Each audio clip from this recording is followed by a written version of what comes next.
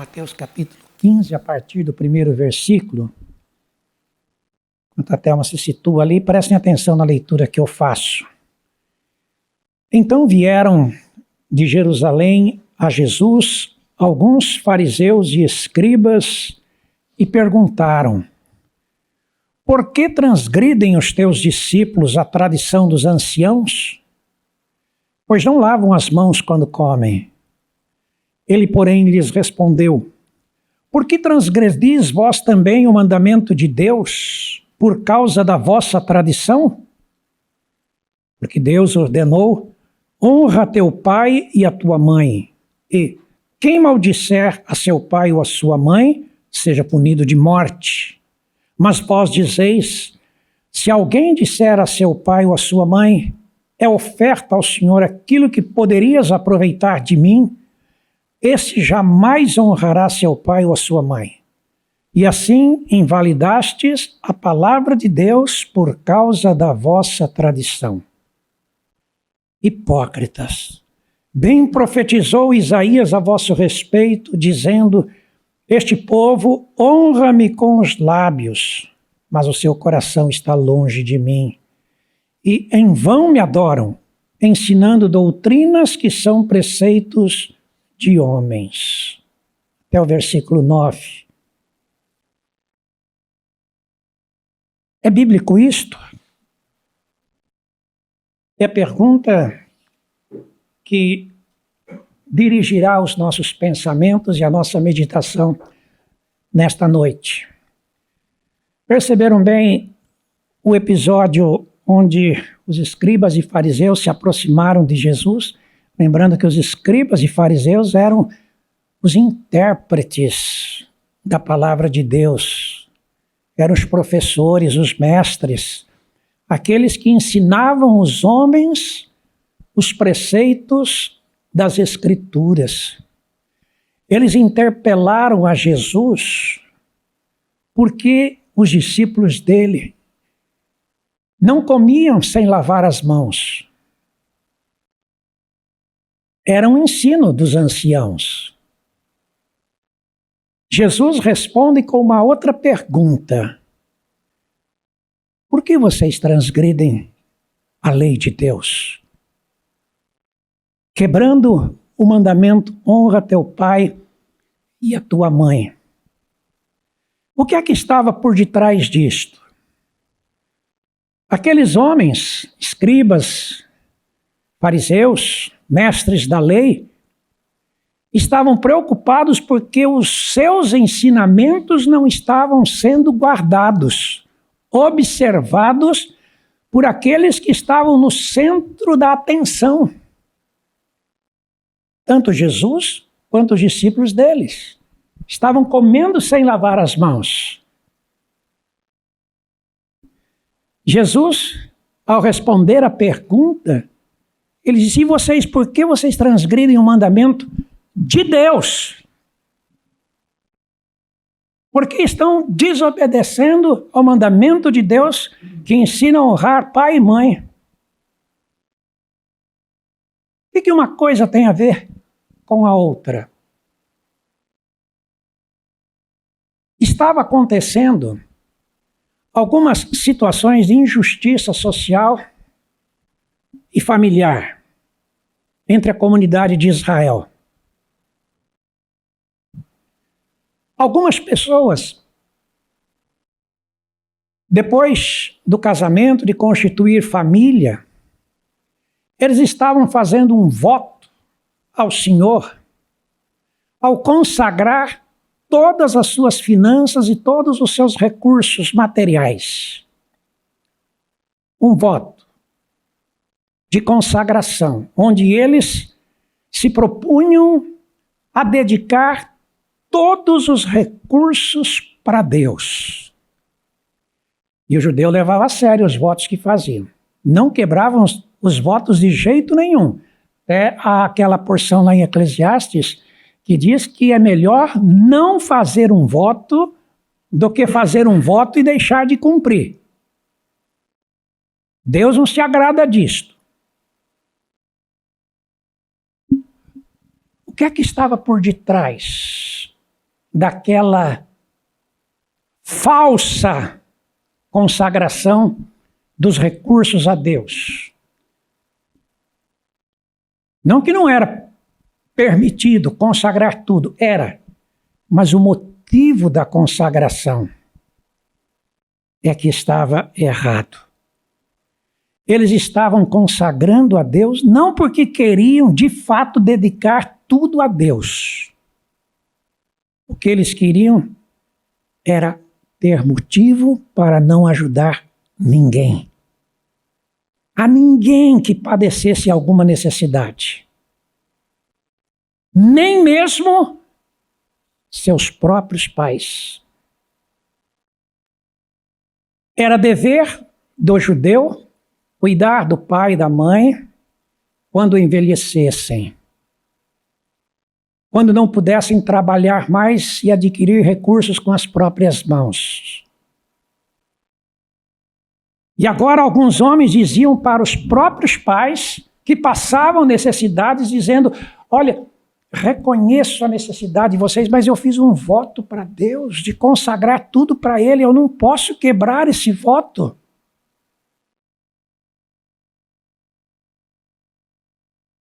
Jesus fala: vocês estão quebrando o mandamento de Deus.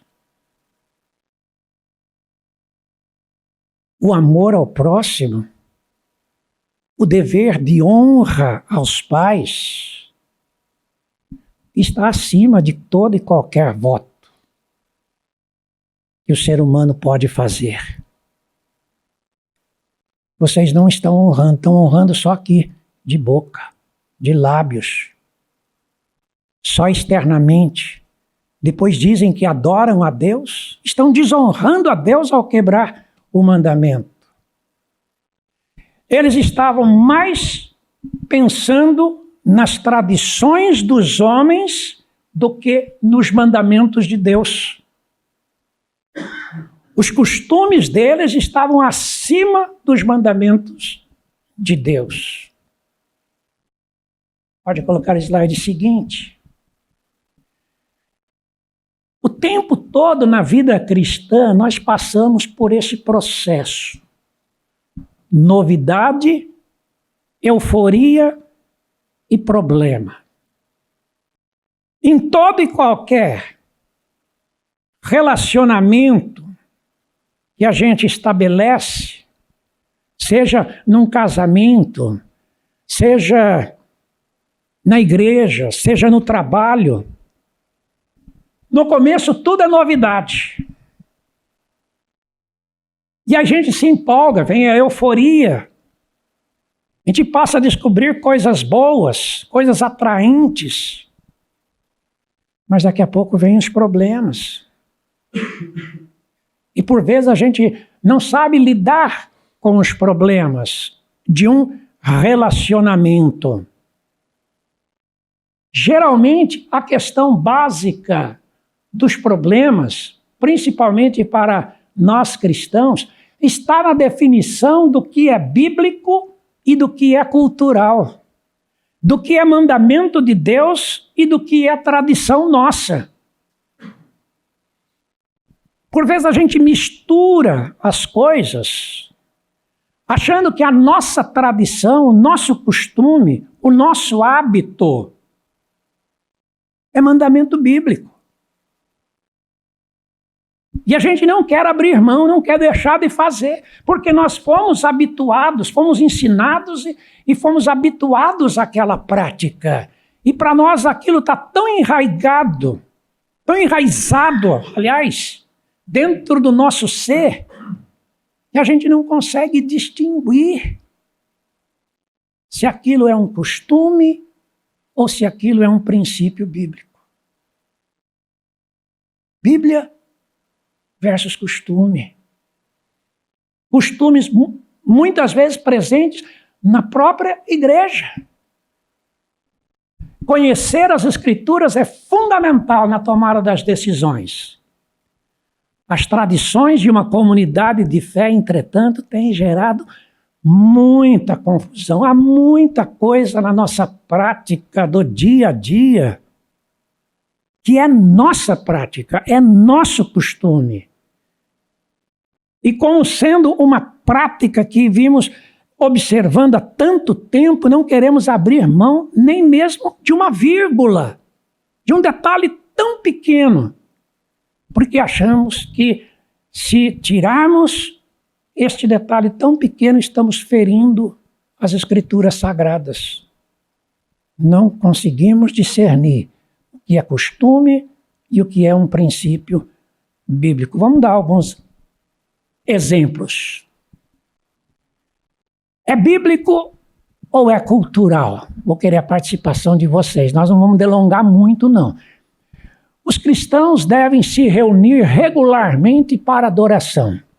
Esse é um princípio bíblico ou é uma tradição humana? É bíblico. Os cristãos devem se reunir aos domingos à noite para adoração. Cultural. Que a gente pode reunir à tarde, a gente pode reunir de manhã. Não precisa ser à noite. A gente pode reunir de sábado, pode reunir de segunda-feira. Os cristãos devem vestir roupas sociais na hora do culto. É bíblico ou é cultural? Cultural. A Bíblia não diz com que roupa a gente deve prestar a nossa adoração.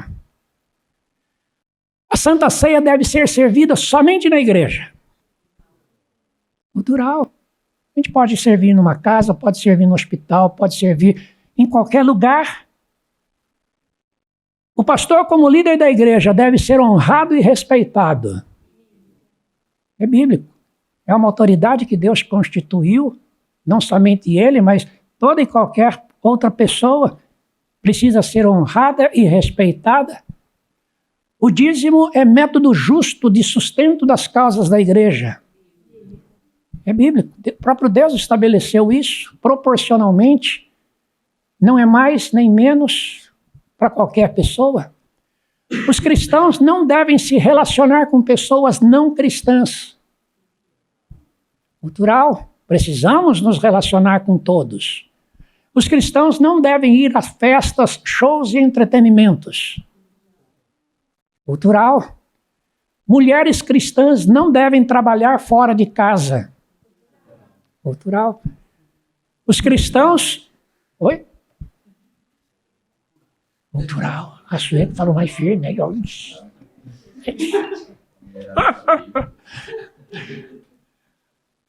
Onde estamos lá? Os cristãos não podem fumar, beber e jogar.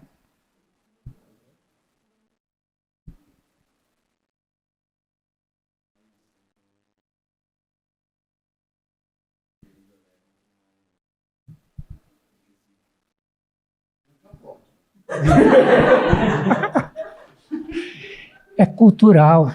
A Bíblia não proíbe ninguém de fazer qualquer coisa. A Bíblia dá discernimento para a gente saber o que pode, o que não pode, quando não pode. Então é um princípio cultural.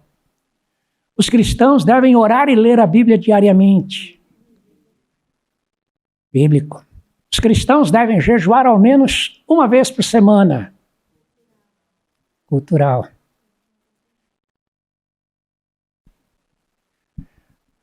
Através disso, a gente percebe algumas posições sobre assuntos discutíveis. O libertino, para esse, nada é proibido.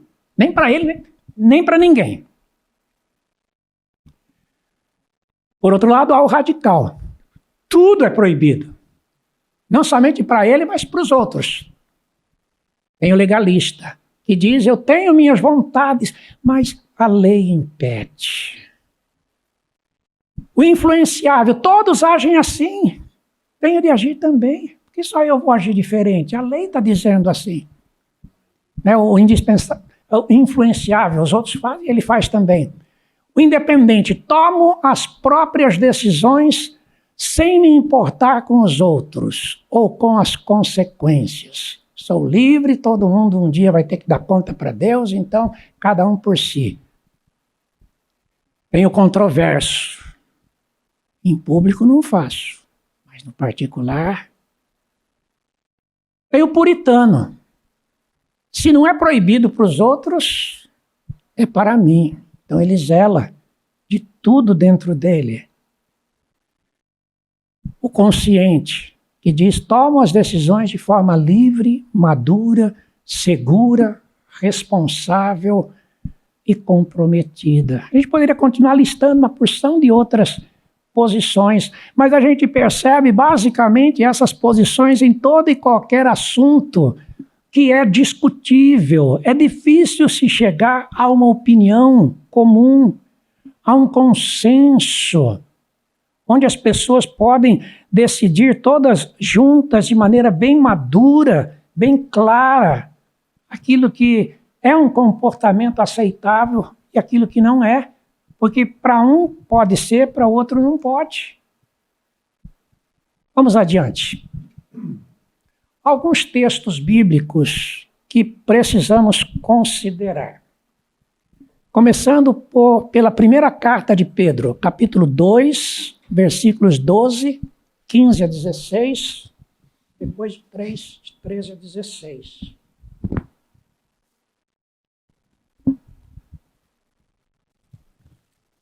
Primeira de Pedro 2. Achou aí? A gente vai acompanhando. Versículo 12. Mantendo exemplar o vosso procedimento no meio dos gentios. Lembrando que gentios eram todos aqueles que não eram judeus. E no caso, quando iniciou-se a comunidade cristã, os gentios eram aqueles que ainda estavam do lado de fora, que ainda não haviam se convertido ao cristianismo. Então, Pedro diz: mantendo exemplar o vosso procedimento no meio daqueles que ainda não conhecem o Senhor, para que naquilo que falam contra vós, outros, como de malfeitores, observando-vos em vossas boas obras, glorifiquem a Deus no dia da visitação. Versículos 15, 16.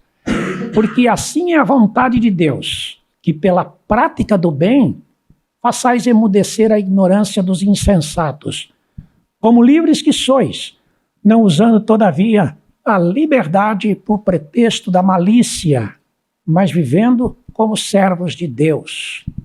Capítulo 3, 13 até o 16. Capítulo 3, versículos de 13 até o 16.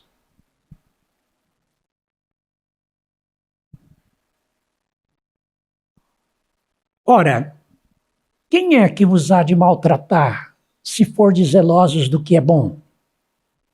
Mas ainda que venhais a sofrer por causa da justiça, bem-aventurados sois. Não vos amedronteis, portanto, com as suas ameaças, nem fiqueis alarmados. Antes, santificai a Cristo como Senhor em vosso coração, estando sempre preparados para responder a todo aquele que vos pedir razão da esperança que há em vós. Fazendo-o, todavia, com mansidão e temor, com boa consciência, de modo que naquilo em que falam contra vós outros, fiquem envergonhados os que difamam o vosso bom procedimento em Cristo. Outro texto é o de Gálatas, capítulo 5, versículos 1 e a partir do 13. Gálatas 5, 1 e a partir do 13. Para a liberdade foi que Cristo nos libertou. Permanecei, pois, firmes e não vos submetais de novo a jugo de escravidão. 13 em diante. Porque vós, irmãos, fostes chamados à liberdade. Porém, não useis da liberdade para dar ocasião à carne. Sede antes servos uns dos outros pelo amor. Porque toda a lei se cumpre em um só preceito, a saber, amarás o teu próximo como a ti mesmo. Se vós, porém, vos mordeis e devorais uns aos outros, vede que não sejais mutuamente destruídos. Digo, porém, andai no Espírito e jamais satisfareis a concupiscência da carne. Porque a carne milita contra o Espírito e o Espírito contra a carne, porque são opostos entre si, para que não façais o que porventura seja do vosso querer, mas se sois guiados pelo Espírito, não estáis sob a lei. Ora, as obras da carne são conhecidas e são prostituição, impureza, lascívia, idolatria, feitiçarias, inimizades, porfias, ciúmes, iras, discórdias, dissensões, facções, invejas, bebedices, glutonarias e coisas semelhantes a estas, a respeito das quais eu vos declaro, como já outrora vos preveni, que não herdarão o reino de Deus os que tais coisas praticam. Mas o fruto do Espírito é amor, alegria, paz, longanimidade, benignidade, bondade, fidelidade, mansidão, domínio próprio. Contra estas coisas não há lei.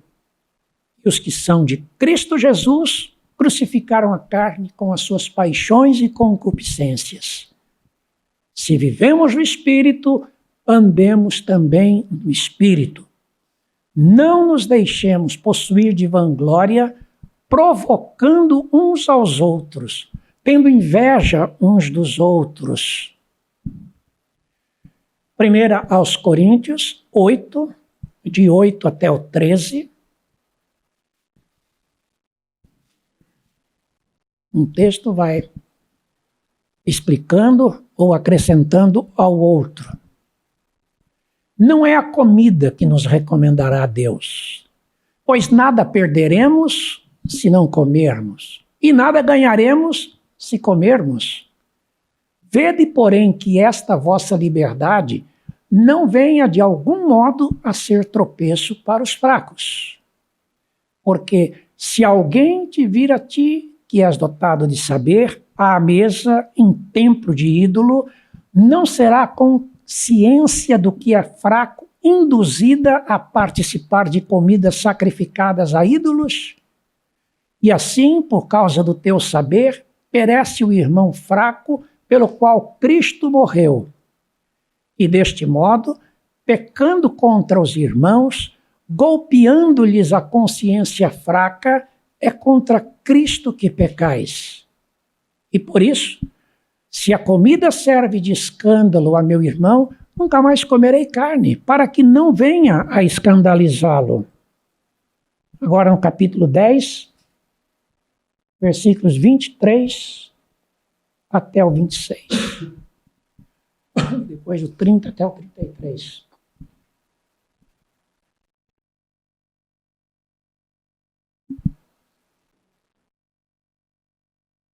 Dez, 23 até o 26. Todas as coisas são lícitas, mas nem todas convêm. Todas são lícitas, mas nem todas edificam. Ninguém busque o seu próprio interesse, e sim o de outrem. Comei de tudo que se vende no mercado, sem nada perguntardes, por motivo de consciência, porque do Senhor é a terra e a sua plenitude. A partir do 30. Se eu participo com ações de graças, por que hei de ser vituperado por causa daquilo por que dou graças? Portanto, quer comais, quer bebais, ou façais outra coisa qualquer, fazei tudo para a glória de Deus. Não vos torneis causa de tropeço, nem para judeus, nem para gentios, nem tampouco para a igreja de Deus. Assim como também eu procuro em tudo ser agradável a todos, não buscando o meu próprio interesse, mas o de muitos, para que sejam salvos. E, finalmente, Romanos 14, versículos 10, depois do 13 em diante. Romanos 14, versículos 10. Tu, porém, por que julgas teu irmão? E tu, por que desprezas o teu? pois todos compareceremos perante o tribunal de Deus. 13. Não nos julguemos mais uns aos outros. Pelo contrário, tomai o propósito de não pôr de tropeço ou escândalo ao vosso irmão. Eu sei e estou persuadido no Senhor Jesus, de que nenhuma coisa é de si mesma impura, salvo para aquele que assim a considera. Para esse é impura. Se por causa de comida o teu irmão se entristece, já não andas segundo o amor fraternal. Por causa da tua comida, não faças perecer aquele a favor de quem Cristo morreu. Não seja, pois, vituperado o vosso bem. Porque o reino de Deus não é comida nem bebida, mas justiça e paz e alegria no Espírito Santo. Aquele que deste modo serve a Cristo é agradável a Deus e aprovado pelos homens. Assim, pois, seguimos as coisas da paz e também as da edificação de uns para com os outros. Não destruas a obra de Deus por causa da comida. Todas as coisas, na verdade, são limpas, mas é mal para o homem o comer com escândalo. É bom não comer carne, nem beber vinho, nem fazer qualquer outra coisa com que teu irmão venha a tropeçar, ou se ofender, ou se enfraquecer. A fé que tens, tenha para ti mesmo perante Deus. Bem-aventurado é aquele que não se condena naquilo que aprova. Mas aquele que tem dúvidas é condenado se comer, porque o que faz não provém de fé, e tudo que não provém de fé é pecado. 4 textos que se explicam e se completam. E todos estes textos falam da liberdade que temos em Cristo Jesus. O Senhor nos libertou de todo e qualquer jugo. Agora, a liberdade, nós não temos de desfrutá-la em prejuízo do nosso próprio corpo, também não temos de desfrutá-la em prejuízo do ambiente, em prejuízo dos outros. Se nós fazemos qualquer coisa para buscar a aprovação dos homens, isto é difícil. Vamos tropeçar sempre, porque nem sempre vamos agradar as pessoas. Uns vão concordar, outros vão discordar. Uns vão aprovar, outros vão reprovar. Uns vão olhar com simpatia, outros vão olhar com cara feia. Tudo temos de fazer para agradar a Deus. Ao próximo temos de amá-lo. Temos de respeitá-lo, temos de saber que as opiniões são diferentes, os costumes são diferentes, os hábitos são diferentes. Nós vimos desses textos todos sobre o perigo do julgamento. Temos de fazer com consciência própria, com amor ao outro, sem fazer para buscar aprovação.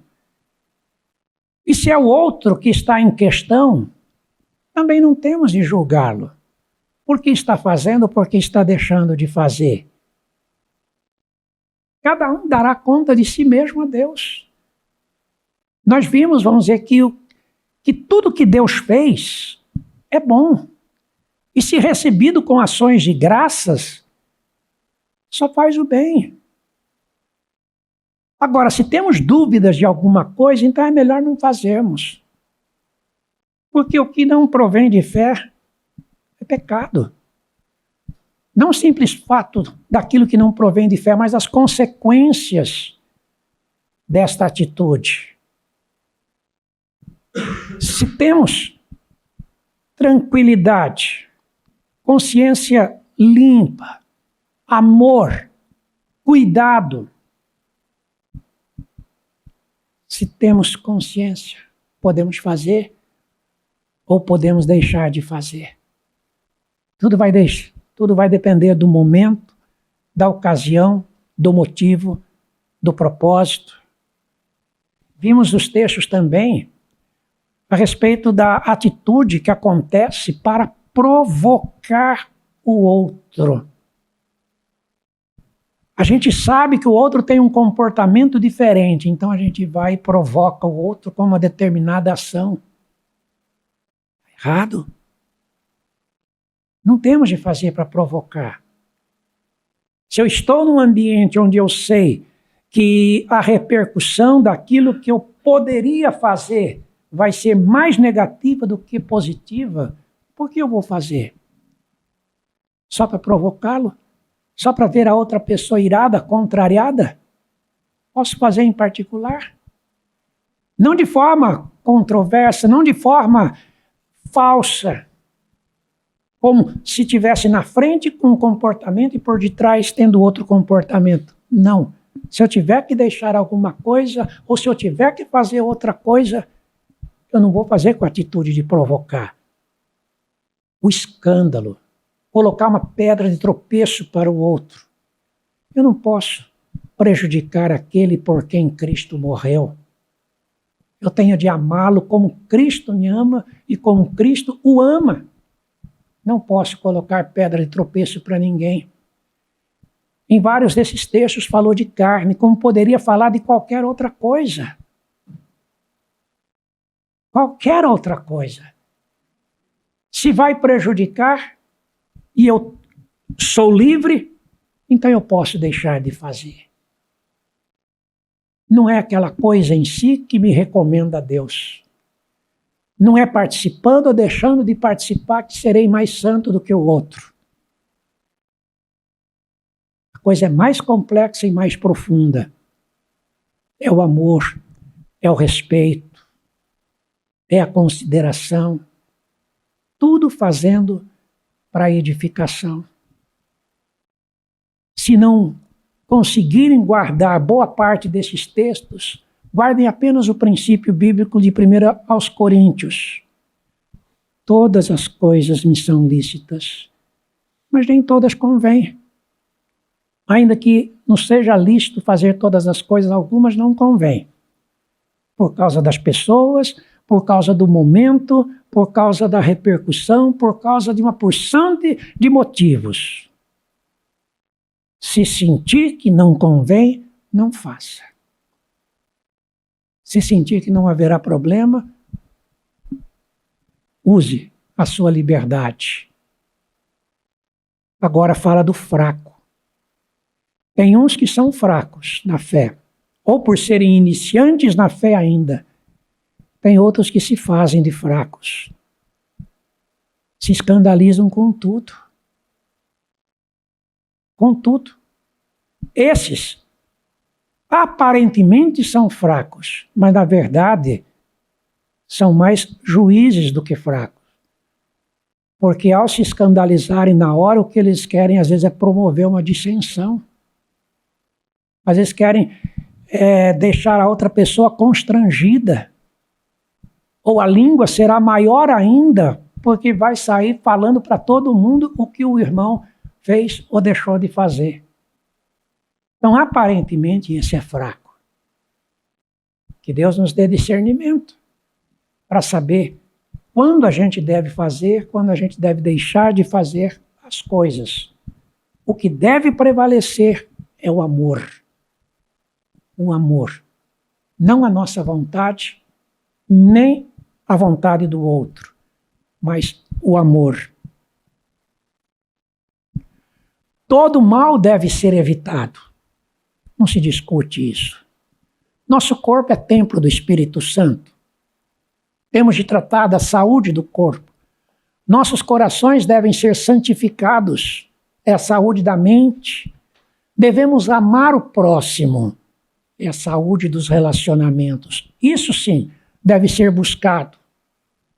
E quanto à aparência do mal, de que fala lá em 1 Tessalonicenses 5:22, quando diz: abstende-vos de toda forma de mal. Vou pedir para a Thelma colocar 1 Tessalonicenses 5, mas buscando já do versículo 20 até esse versículo 22. 1 Tessalonicenses 5, 20 até o 22, esse texto muitas vezes é usado. Mas vamos ver qual é o contexto. Não desprezeis as profecias, julgai todas as coisas, retende o que é bom, abstende-vos de toda forma de mal. Percebam que o contexto está nas profecias. Havia, especialmente na comunidade de Tessalônica, uma porção de profetas passando pela comunidade e falando em nome de Deus. Paulo diz: em princípio, não desprezem as profecias, mas julgue todas as coisas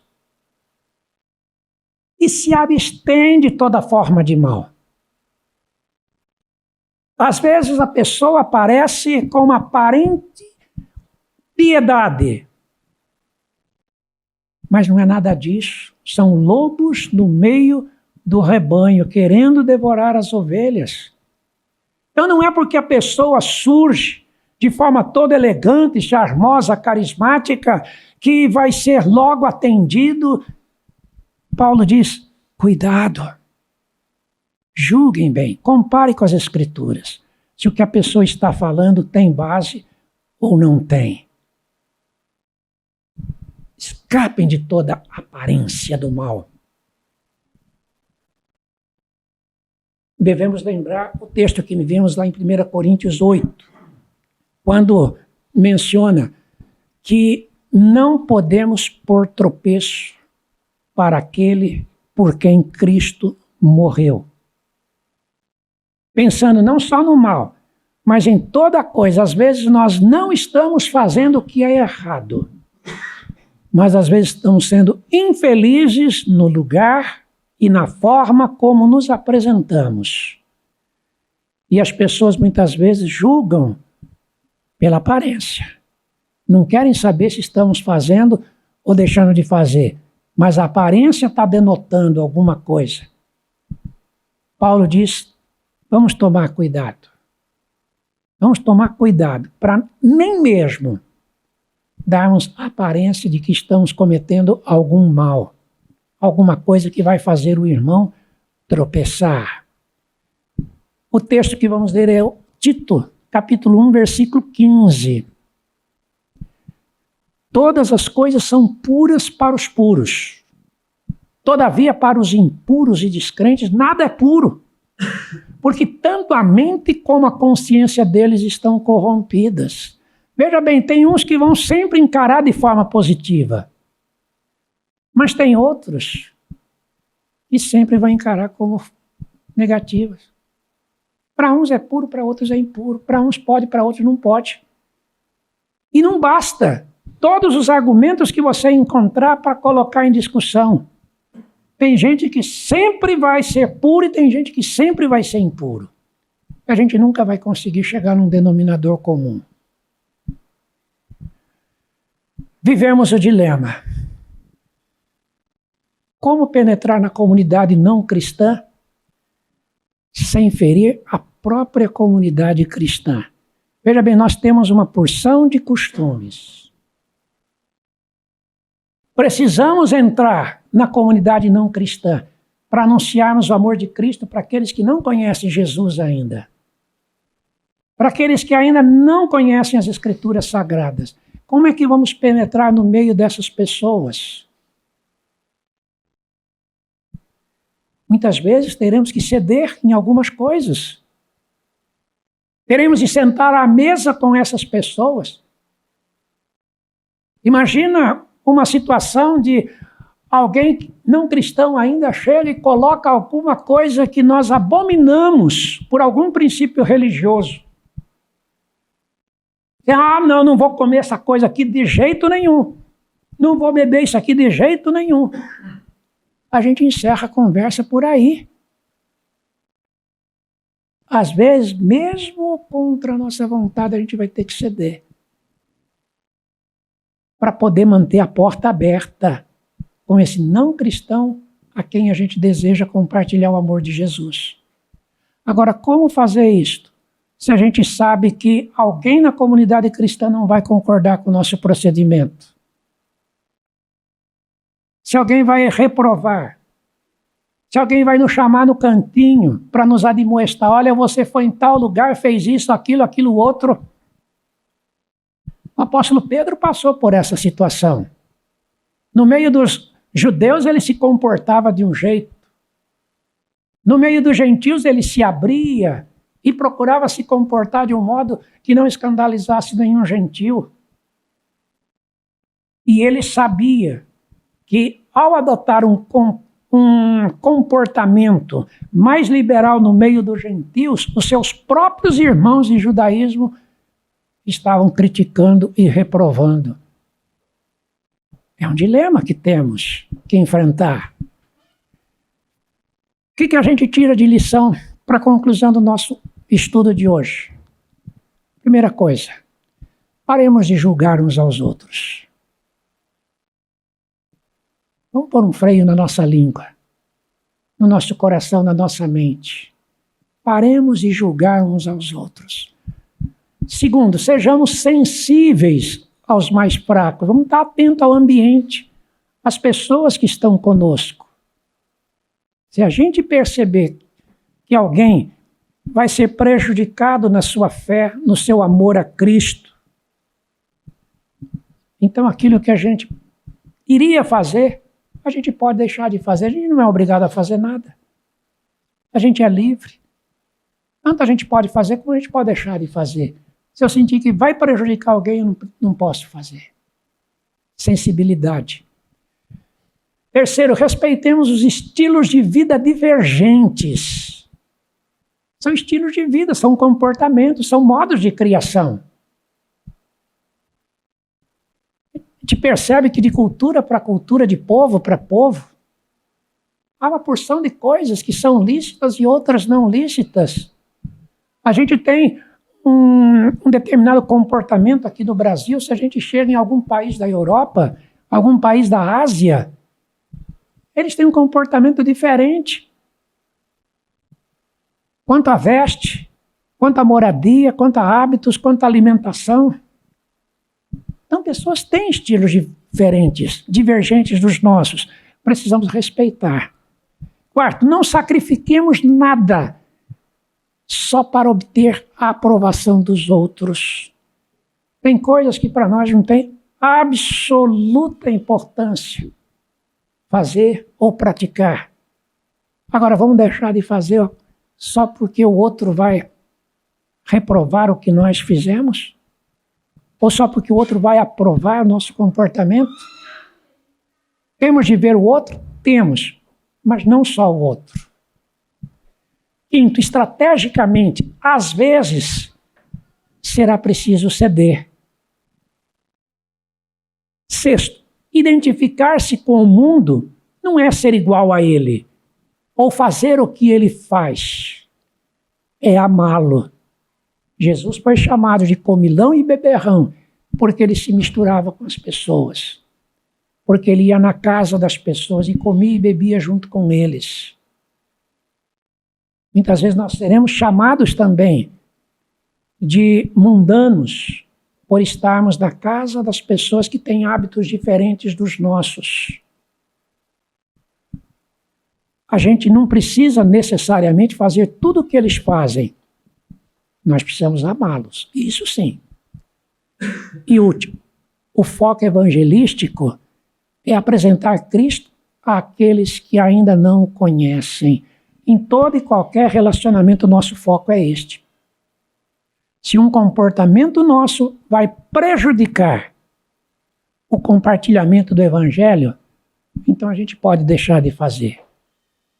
Agora, se um comportamento que nós não temos, mas a cultura local tem, às vezes nós teremos de ceder para que a gente possa abrir portas, caminhos, para poder ganhar a pessoa para Cristo, ou ao menos apresentar o amor de Cristo às pessoas. Portanto, esse é o ensinamento de hoje. A amizade como chave para a evangelização. Nós vamos encontrar muitas situações onde a gente vai precisar, em primeiro lugar, entender. Há um princípio bíblico. Qual é esse princípio? Qual é o princípio que deve nortear as minhas decisões e o meu comportamento? Ou o que acontece é apenas um fator cultural? Se trata de costumes, de tradições, seja da pessoa, seja da família da pessoa, seja do local onde ela frequenta. Se é tradição, a gente pode mudar. O que a gente não negocia é o princípio bíblico. É o amor acima de tudo. Isso é inegociável. Honrar a Cristo, amar o próximo, isso a gente não pode negociar com ninguém. Agora, comportamento, o que fazer ou deixar de fazer, isso vai depender muito do momento e da estratégia que nós usarmos, porque o nosso foco é apresentar o amor de Cristo para as pessoas, e a gente não pode errar nesse foco. Que Deus assim nos ajude, nos abençoe, nos oriente em todas as nossas atitudes e decisões.